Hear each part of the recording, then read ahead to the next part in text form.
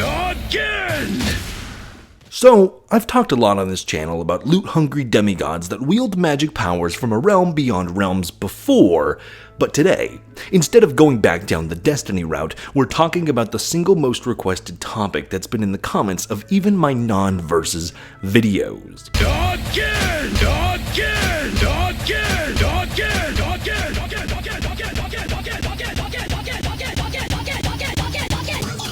Yes, you've read the title. Yes, you've clicked on the thumbnail. Welcome all you beautiful ladies and animals as we get into the world of Warframe and see how the Tenno stack up against the Astartes of Warhammer 40k, and as a bonus, to the Guardians of Destiny. If you'd like to know more on the other fronts, check out the playlist or the Destiny Supercut up here in the corner, as some things will get a mention without any explanation, but I'm going to try and balance this out, so even if you know less about Destiny, Warhammer, or Warframe, you're hopefully not going to be too lost during all of this.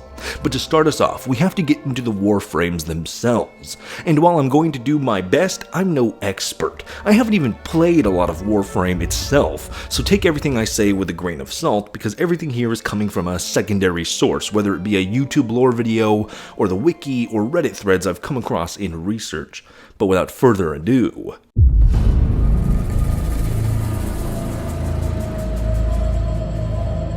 in the world of Warframe, the Warframes are effectively, and in far too simple terms, biomechanical exosuits piloted by the player character. A child who's been spirit-touched by the Void, Warframe's own version of a metaphysical magical plane where the rules of physics and reality are done away with, and those intertwined with it become supernatural, like the player character. The Warframes themselves are created by taking someone and juicing them up with a variation of a techno-organic virus called Helminth. It also fucked up Earth, but that's a separate thing. So at the most basic level, take your low-level soldiers, inject this Scifi T-virus into them, and boom, Warframe. Well, mostly. Each one is more unique and not so copy-paste, so the methods of creating a Warframe are a lot more nebulous than that. I'm just simplifying it for the sake of this video. But the Warframe alone is not it all. As I mentioned, it's somewhat of a suit for the operator, the child soldier touched by the Void, which works by, well, we don't know. The best I could find is theories about how they really work, but that's not so important for today, as all we really need to know is that the operator is linked ever-presently with the Void, and through the powers of the Void, they can link to a Warframe to remotely pilot it.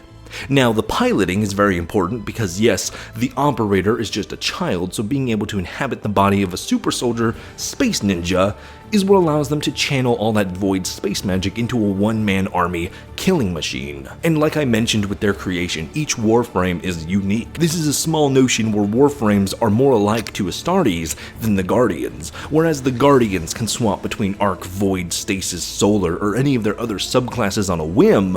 Astartes and Warframes are more specialized. Some are good at using sound, some are more ninja-like, some are tankier, some can eat all of eternity. It just sorta depends from frame to frame. The main constant here is the operator feeding Void energy into the Warframe, and then depending on the frame they're using, you get different effects on the output. Like selecting different options on a hose, all sourced from the same water pipes, but the setting you choose is gonna make a difference between a high power stream or a thick misting. Some Warframes are super Void heavy like Nidus, while others only really use Void powers to power themselves and their high tech like Vauban. But with almost all of the frames, there's a limiter on them purely because of the operator. You, the player, are not at the height of their power. We have feats from the frames like Grendel supposedly being able to devour the universe, Atlas punching an Earth-destroying asteroid into dust, or Inaros destroying a fleet of nanites with a sandstorm, which might not sound impressive, but think about destroying a huge swath of atomic-scale machines with just the control of sand. Very, very precise sand. But in practice, pulling it off is going to totally apply based on the strengths of the operator.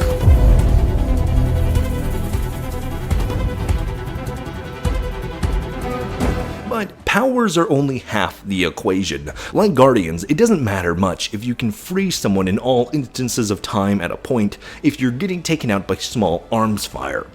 Which doesn't even happen for Guardians, but durability is a major factor here. For Warframes, or more specifically the Operator in all my research and deep dives into the lore that exists, I'm not sure they can die, at least not through physical means. See, you can kill a Warframe, it'd take an immense effort, but they aren't immortal. At the end of the day, the Warframes themselves, while incredibly durable and made of such advanced techno-organic machinery that their creators were tantamount to gods compared to the rest of humanity, but regardless of all that, even if you're strong enough to kill a Warframe, you're just shutting down the suit.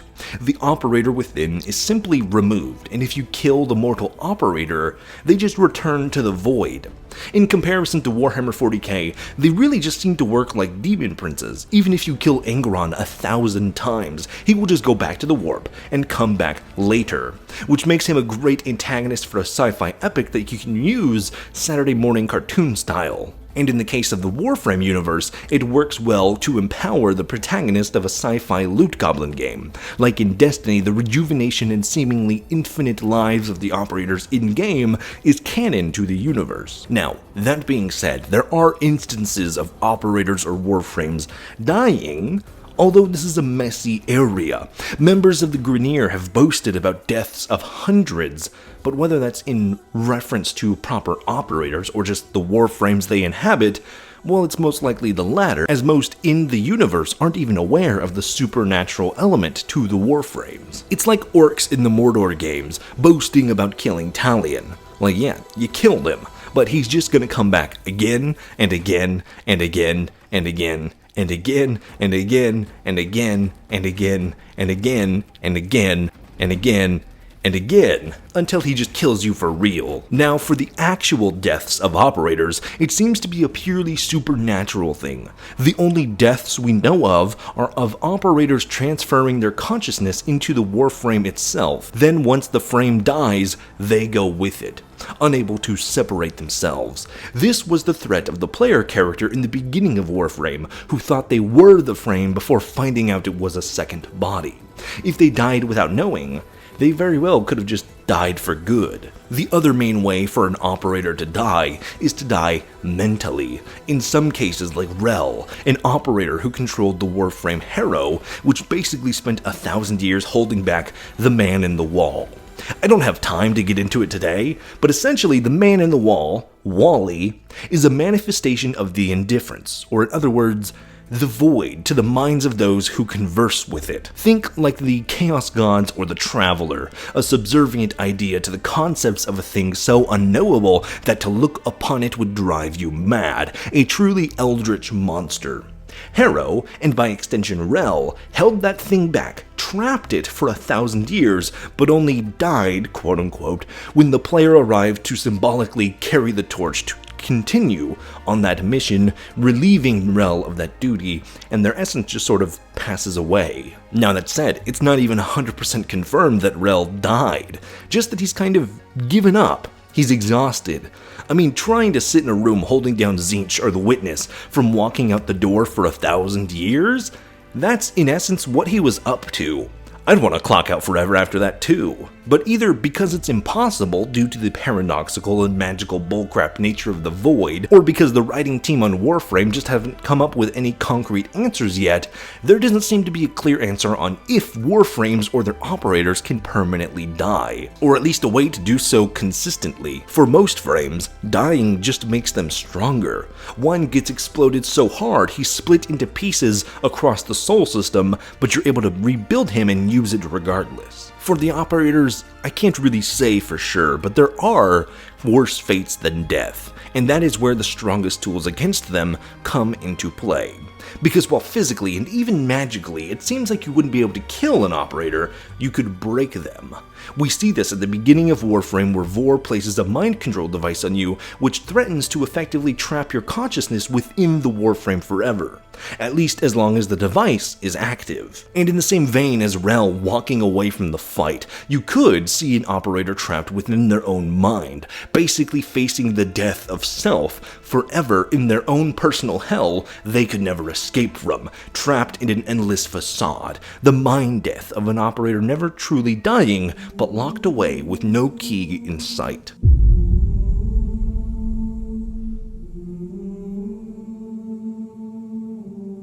Now, if we're comparing the Warframes to Guardians and the Astartes, well, it depends on who, what, and where. Taking the most extreme examples, we'd be looking for the Guardian and the Operator, the player characters from Destiny and Warframe respectively. And for the Astartes, well, I'm not sure of many who could stack up against them that are within the ranks of the super soldiers in the 41st millennium.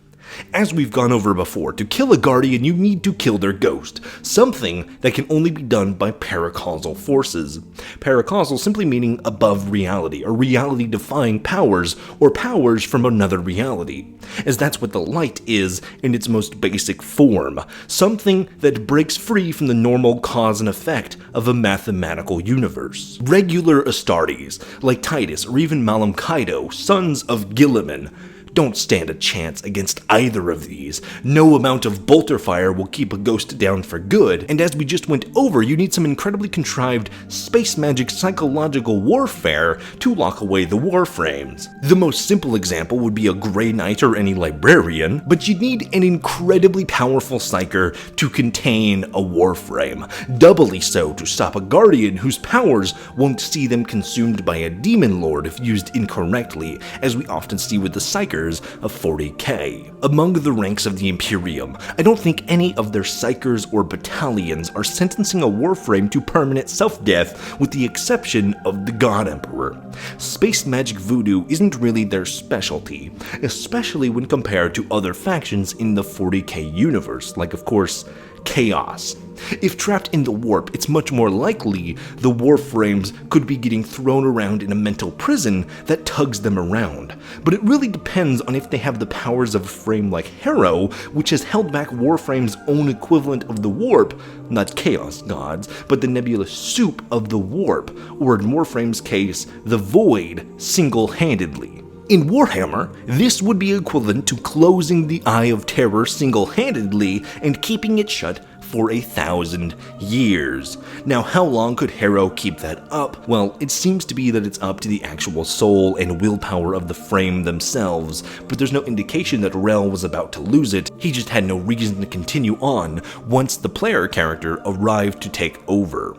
So Astartes, the Imperium of Man. Yeah, Grendel might just slurp up the Milky Way before anyone knows what's going on. But what about Guardians? Could the Paragons of Light kill an operator with their own flavor of space magic? Well, I don't think they would. They both represent the same ideas. The whole point of the light, of the Guardians and their transcendence in the final shape is about choice, the free will and choosing to fight for every other creature's ability to choose, unlike the xenophobic Imperium that would attack the Tenno for having an AI-operated spaceship.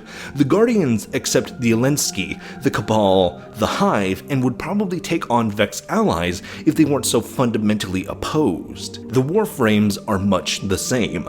They were created at the behest of another empire. They've only ever been used as tools. In the Tenno, they've been given more than that. Not weapons, not child soldiers, but children of the Lotus who are free to protect the Sol System on their own accord. Very much so. The Tenno and the Guardians are one and the same. If anything, they just team up, and you get super hyper-powered video game protagonists working with more hyper-powered video game protagonists. And as we all know, being the protagonist of a video game really is the most powerful ability here. Outside of the Chaos Gods themselves, and likely Big E, I don't think there's a single entity in 40k that can hold back the Guardian Vanguard or Operators of the Lotus forever. So yeah, that's it.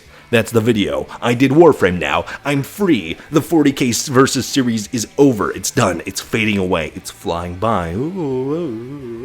As always, big thank you to all the members and patrons who help me continue to make new videos. If you're unaware, you can become a member for just $1 a month and get access to member-exclusive polls to vote for which videos come first. Get videos early and get more behind the scenes, like me yelling my World Eaters lines from that one video that nobody saw. Go watch the World Eaters video. But that's all from me today. Stay cool, have fun, and be awesome.